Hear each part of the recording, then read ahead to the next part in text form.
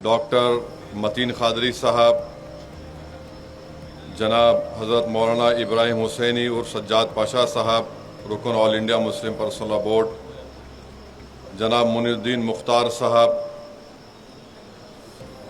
हज़रत मौलाना सईद कादरी साहब, जनाब खालिद मुबशर अल-ज़फ़र साहब, मुफ्ती मोहम्मद ज़ुबैर क़ासमी साहब, जमीयत उलमा हिंद, मौलाना मोहम्मद हिलालुद्दीन साहब मज़ाहरी, सेक्रेटरी जमीयत उलमा नलगुंडा, मौलाना नईमुद्दीन साहब, सेक्रेटरी जमात इस्लामी हिंद, मुफ्ती उमर आबिदीन क़ासमी मदनी साहब, कन्वीनर वक्फ बचाओ दस्तूर बचाओ तेलंगाना, और मोहम्मद अब्दुल बसीर रशादी साहब, मोअज़्ज़िज़ हाज़रीन इकराम, बुज़ुर्गान कौम और मिलत, मैं सबसे पहले आप तमाम का शुक्रिया अदा करता हूं कि आप लोग अपना कीमती वक्त निकाल कर आज के इस एहतजाजी जलसे में आपने शिरकत की। अल्हम्दुलिल्लाह आप जानते हैं कि all India Muslim personal law board की जानिब से पूरे मुल्क में वक्फ तरमीमी क़ानून के ख़िलाफ़ एहतजाजी जलसे मुनक़्क़द किए जा रहे हैं, और हमारा एक ही मुतालबा है कि मरकज़ी हुकूमत को, इस मुल्क के, हमारे मुल्क के वज़ीर आज़म को और उनकी हुकूमत को इस काले क़ानून को वापस लेना है जो हमारे आइन और संविधान के फंडामेंटल राइट्स के ख़िलाफ़ बनाया गया है। और हम अपने मुल्क के हमारे हिंदू भाई बहनों से, सिख भाई बहनों से और दीगर मज़ाहिब के मानने वाले तमाम अफराद से कहना चाहते हैं कि हमारा ये एहतजाज किसी मज़हब के ख़िलाफ़ नहीं है। हमारा एहतजाज इसलिए है कि हम ये बताना चाहते हैं कि हम अपने मज़हब के तरीक़े से और अपने मज़हब के बताए हुए रास्ते के तहत हम अपनी ज़िंदगी को गुजारना चाहते हैं। और जैसा कि आपने अभी सुना मुअज़्ज़िज़ उलमा इकराम के बसीरत व फ़रोज़ खिताबात के ज़रिए कि वफ़ मुसलमानों के लिए एक इबादत है। हमारे मुल्क के तमाम मज़ाहिब के मानने वालों को समझना ज़रूरी है कि हमारा देश भारत एक फूल के गुलदस्ते की तरह है, और अगर एक फूल भी मुरझाया जाएगा तो गुलदस्ता नहीं कहलाएगा। हमारा मुल्क एक गुलदस्ते की तरह है, और कोई बीजेपी आरएसएस के लोग अगर ये कहेंगे, आवाज़ नहीं आ रही, सबको आ रही, आवाज़ नहीं आ रही, हाँ आ रही मौलाना, दिल्ली तक पहुंच रही आवाज़ ये।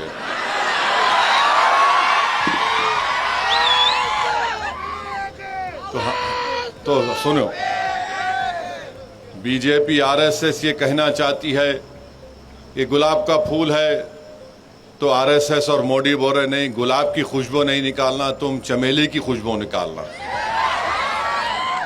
चमेली का फूल है तो आरएसएस बोल रही कि नहीं, तुम चमेली नहीं, तुम गुलाब की तरह बन जाओ। ये तो नहीं हो सकता है ना। ये मुल्क एक गुलदस्ता है, यहाँ पर जितने फूल हैं अगर वो अच्छे रहेंगे तो मुल्क विकसित भारत बनेगा। अगर आप उस गुलदस्ते से एक फूल को निकाल देंगे या उस फूल को सूखने देंगे तो वो गुलदस्ता नहीं रहेगा। भारत एक चमन है और हमेशा रहेगा इंशाअल्लाह ताला। हम तो चाहते हैं कि चमन हमेशा आबाद रहे, क्योंकि इस चमन में हमारे बुज़ुर्गों ने अपना खून पसीना इस चमन को खुशगवार बनाने के लिए इसमें अपना सब कुछ कुर्बान किया। ये क़ानून जो बनाया गया है वक्फ तरमीमी क़ानून, हम हमारे हिंदू भाइयों को, सिख भाइयों को, बौद्ध भाइयों को बताना चाह रहे हैं, आपके धर्म के बोर्डों में आप ही के मज़हब का आदमी मेंबर बन सकता है। तेलंगाना के एंडोमेंट बोर्ड में सिर्फ हिंदू धर्म के लोग ही मेंबर बन सकते हैं। सिख गुरुद्वारा प्रबंधक कमेटी में सिर्फ सिख ही लोग मेंबर बन सकते हैं। भारत के मुसलमान ये कहना चाह रहे हैं कि जब आपके धर्म के बोर्ड में आपके मज़हब के मानने वाले ही मेंबर बन सकते हैं, تو مسلمانوں کے دھرم کے بورڈ میں آپ کیسے دو غیر مسلم کو ممبر بنانا چاہیں گے؟ ہم یہی کہہ رہے ہیں کہ آپ کے دھرم کے بورڈ میں لیمیٹیشن کا قانون لاگو نہیں ہوتا ہے۔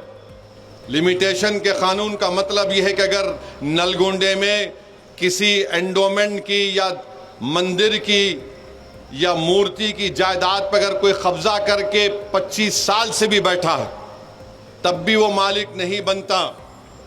موڈی یہ کہہ رہے ہیں کہ اگر مسلمانوں کی وقف کی جائیداد پر کوئی قابض ہوتا ہے اس کو صرف 12 سال دکھانا پڑے گا کہ وہ قابض ہے تو میں اس کو مالک بنا دوں گا۔ بتائیے آپ کون سا انصاف ہے یہ؟ آپ بتائیے کیسا قانون ہے یہ کہ ہمارے ملک میں آدیواسی لوگ رہتے ہیں اور آدیواسی لوگ مسلمان بھی ہو سکتے ہیں۔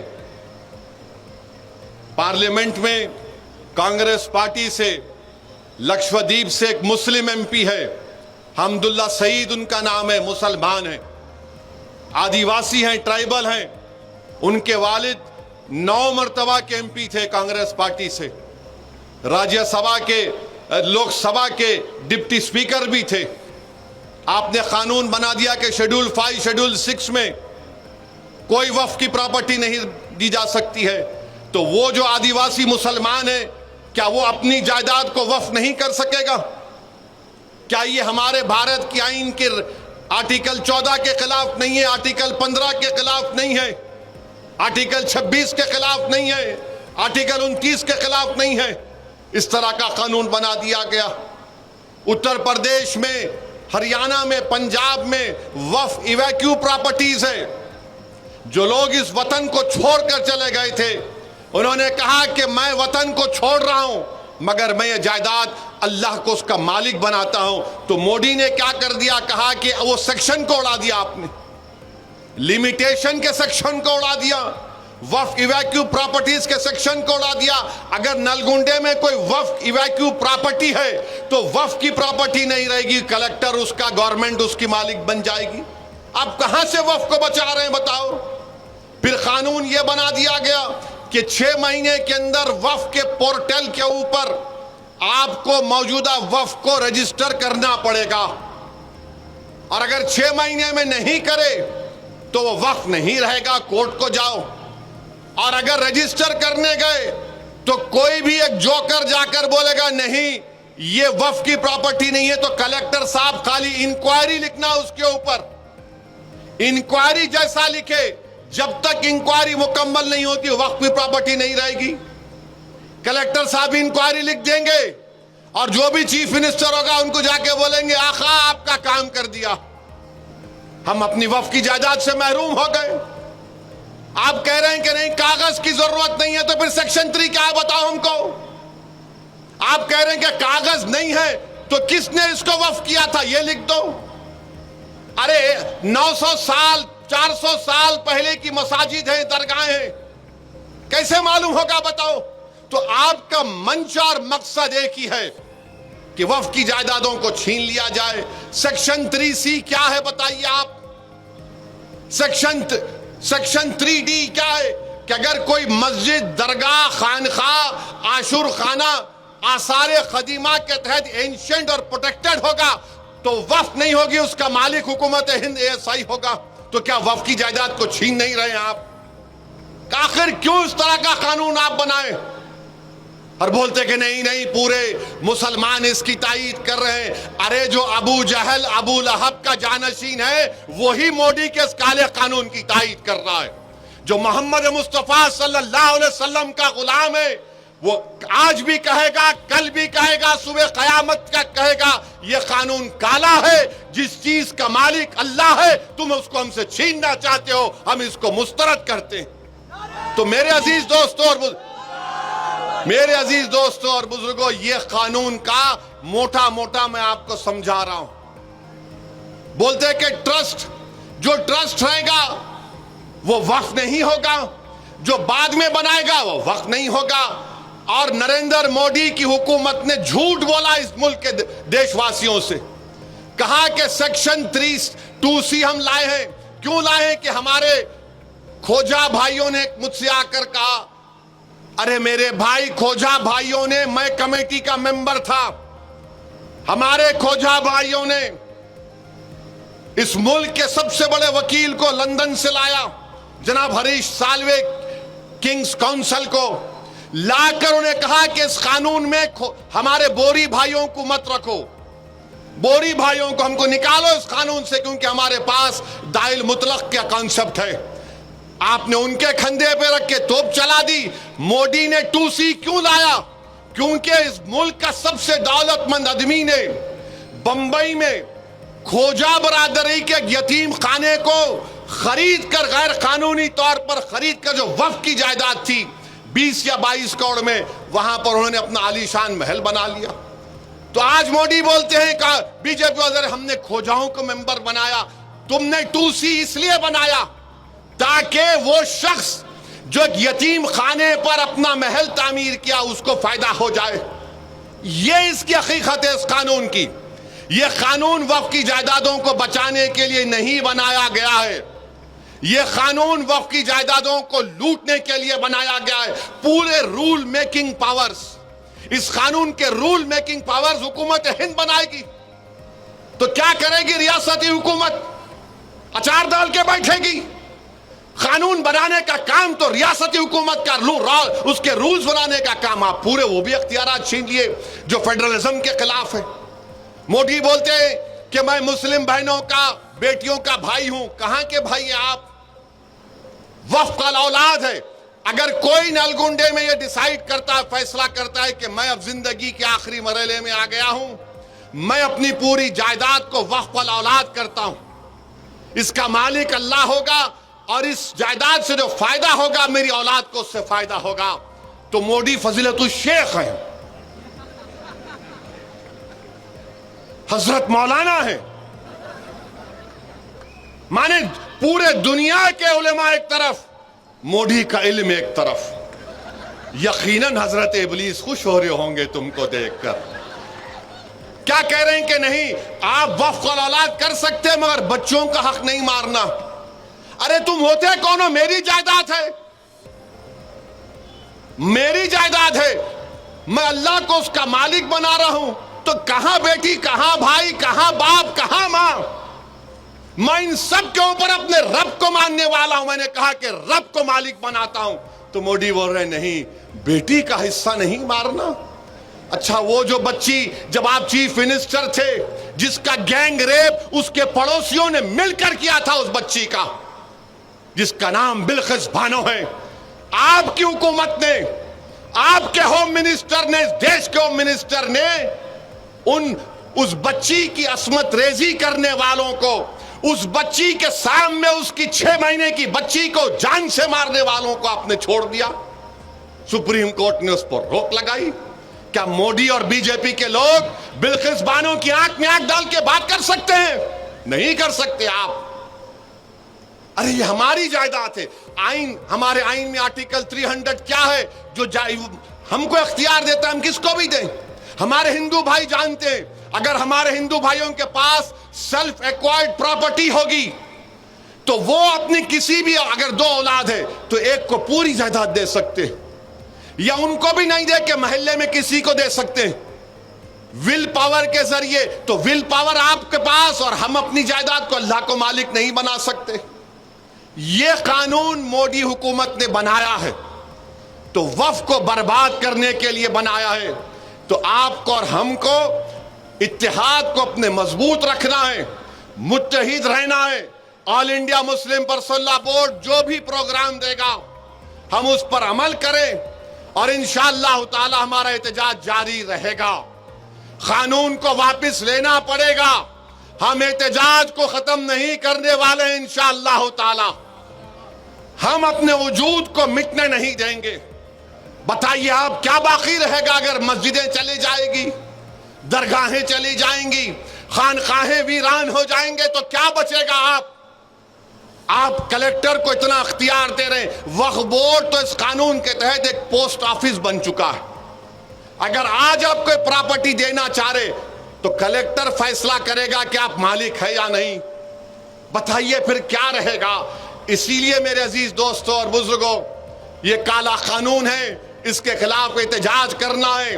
اور پھر آپ جانتے ہیں کہ بی جے پی کی سرکار اتراکھنڈ میں یونیفارم سول کوڈ کا ایک بل لائے ہیں, قانون بنا دیے وہاں پہ. اچھا یہ کیسا قانون ہے؟ آپ قانون اتراکھنڈ میں کیا لے کر آئے؟ اس میں آپ نے ایک ایکسپشن دے دیا. کیا ایکسپشن دیا آپ نے؟ کہ ہندو انڈیوائیڈڈ فیملی پر یہ قانون لاگو نہیں ہوگا, آدیواسیوں پر یہ قانون لاگو نہیں ہوگا. کیوں نہیں ہوگا بھائی؟ کیسے نہیں ہوگا بتاؤ؟ ہندو انڈیوائیڈڈ فیملی پہ قانون لاگو نہیں ہوگا؟ ارے کیا کوئی ہندو اپنی شادی مسلمانوں کے طریقے سے کر سکتا ہے؟ نہیں کر سکتا. کیا ایک مسلمان ہمارے کو ہندو بھائی بہنوں کے طریقے سے شادی کر سکتا ہے؟ نہیں کر سکتا ہے. آپ کا قانون کے تحت آپ اپنی زندگی اور اپنی شادی اور اپنی موت کے طریقوں کو اپنائیں گے, اپنی جائیداد کے بٹوارے کو طریقہ اپنائیں گے. میں اپنے طریقے سے مسلمان ہوں, مگر مودی بولتے نہیں. پھر آپ ایکسپشن دیتے ہیں اس میں کہ ہندو انڈیوائیڈڈ فیملی پر اتراکھنڈ میں آپ بتائیے اگر میں طلاق دینا چاہ رہا ہوں تو میں اپنے طریقے سے دوں گا. مودی بول رہے نہیں, طلاق اس طریقے سے دینا جیسا میں بتا رہا ہوں. ارے بھائی یہ تو بتاؤ بھابھی کہاں ہے پھر؟ نہیں ان کو نہیں بول رہا ہوں, میں بول رہا ہوں آپ کو. میں آج تقریر کے آخر میں بولوں گا بھابھی کا مطلب کیا, بھی نہیں. مولانا بیٹھے ہوئے ہیں. اتراکھنڈ کا یو سی سی دفعہ 25 کی خلاف ورزی کرتا ہے. کیا کوئی ہماری شادی ہمارے مذہب سے الگ ہے؟ کیا بتاؤ آپ؟ اچھا کوئی مذہب کے مطابق نہیں کرنا چاہ رہا, جاؤ اسپیشل میرج ایکٹ ہے, اسپیشل میرج ایکٹ ہے. جائیداد آپ اسلامی طریقے سے نہیں دینا چاہ رہے, انڈین سکسیشن ایکٹ ہے, جاؤ. ایڈاپشن کرنا چاہ رہے آپ, جاؤ, ایڈاپشن ایکٹ ہے, یہ سیکولر ایکٹ ہے, اس کو استعمال کرو نا. یو سی سی تو اس ملک میں 3 قانون ہیں, مگر نہیں آپ اس کو چینج کرنا چاہتے ہیں. تو اتراکھنڈ کا یو سی سی آرٹیکل 25 کے کھلی خلاف ورزی کرتا ہے. اچھا آرٹیکل 25 کیا بولتا ہے؟ ہر ایک کو ضمیر کی آزادی ہے, ضمیر کی آزادی. کوئی بولے گا کہ نہیں میں شادی نہیں کر کے, ہم بالغ ہیں, ہم عورت اور مرد ہیں, ہمارا ضمیر ہم کو کہتا ہے ہم شادی نہیں کریں گے, قانون اجازت دیتا ہے.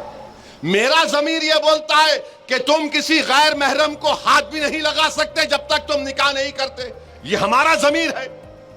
تو ضمیر کا ایک ہو سکتا ہے کسی کا؟ بتائیے آپ. نہیں ہو سکتا ہے. تو یہ انہوں نے یہ کر دیا. آرٹیکل 14 کا وائلیشن ہے کہ صرف انڈیوائیڈڈ ہندو فیملی پر اور آدیواسیوں پر لاگو نہیں ہوگا. تو میرے عزیز دوستوں اور بزرگوں, اسی اتراکھنڈ میں 170 مدرسوں کو سیل کر دیا گیا. کیوں سیل کیا گیا؟ کہ ان کے پاس رجسٹریشن نہیں ہے. اور آپ کو جان کر تکلیف ہوگی کہ مدرسوں کو اسٹیبلش کرنا آئین کے دفعہ 30 کے تحت right to establish and administer کی بات کرتا ہے. پھر اتر پردیش میں 350 مذہبی مقامات کو, جس میں مدرسے ہیں, مسجدیں ہیں, مزار, عیدگاہیں, ان کی نشاندہی کر دی گئی اور سیلنگ کر دیا گیا یا پھر اس کو ڈیمولیشن کر دیا جائے گا. مئی 10 اور 11 کو 104 مدرسوں کو, ایک مسجد کو, عیدگاہوں کو یہ کہہ کر توڑ دیا گیا کہ یہ پبلک اور کسی کی ذاتی زمین پر شراوستی میں بنائی گئی ہے. تو میرے عزیز دوستوں اور بزرگوں, یہ حالات ہیں. اور پھر گجرات میں بی جے پی 1998 سے پاور میں ہے, 25 سال سے پاور میں. احمد آباد میں, دانی لمڈا میں, چندولا, ایک وہاں پر ایک تالاب ہے, 30-40 سال سے غریب لوگ رہتے ہیں, مسلمان اور ہندو مل کر. آپ کو جان کر تکلیف ہوگی کہ 4000 سے لے کر 8000 جھوپڑیاں اور گھروں کو توڑ دیا گیا.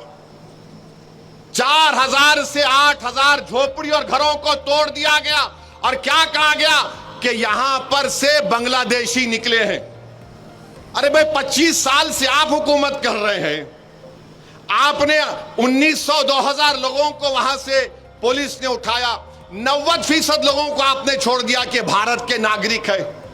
مگر آپ نے 4000, میڈیا کے رپورٹس ہے, 4000 سے لے کر 8000 کے درمیان جھوپڑی اور گھروں کو توڑ دیا.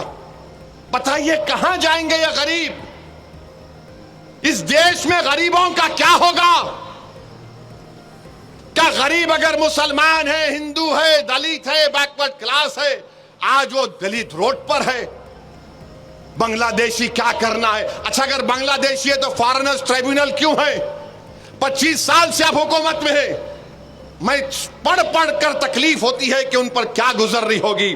بہرحال میرے عزیز دوستوں اور بزرگوں، کیونکہ ہم کو صدر آل انڈیا مسلم پرسنل لا بورڈ کو بھی سننا ہے، میں آخر میں صرف آپ سے یہ بھی کہوں گا کہ آپ متحد رہیے، یقیناً اپنے اپنے مسلک پر رہیے، مگر یاد رکھیے نفاق، اور اگر نفاق کوئی پیدا کرنا چاہتا ہے تو ان سے ہوشیار رہیے۔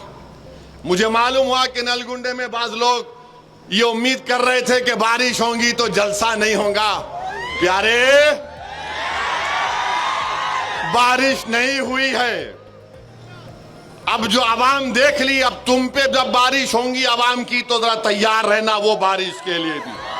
میرے عزیز دوستوں اور بزرگوں، اپنی مسجدوں کی حفاظت کریے، مسجدوں کو آباد رکھو، اپنے خانقاہوں کو آباد رکھو، اپنے درگاہوں کو بچاؤ، عبادت گاہوں کو بچائیے، اور یاد رکھیے کہ غزہ میں پچھلے 2.5-3 مہینے سے کوئی کھانا غزہ کے فلسطینیوں کے پاس نہیں ہے۔